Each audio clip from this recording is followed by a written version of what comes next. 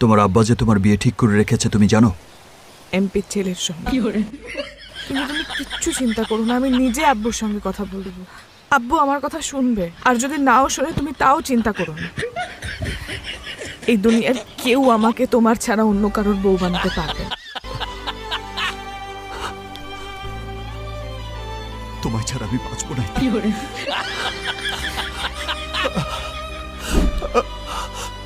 আমি জানি না আমি কখন তোমায় এত ভালোবেসে ফেলেছি।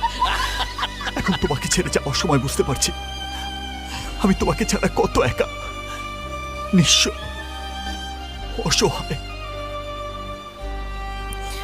তুমি যাও, বাবা সুস্থ হলে বাসায় বিয়ের প্রস্তাব পাঠিও। আমার যে সব শূন্য লাগছে, কেমনে থাকবো আমি তোমায় ছাড়া? কয়েকটা দিন, তারপর তো আমি তোমার কাছে চলে আসবো সারা জীবনের জন্য। সত্যি তৈতি? আমি তোমার সমান, আমি আমাকে দেখে রাখবো তোমার জন্য।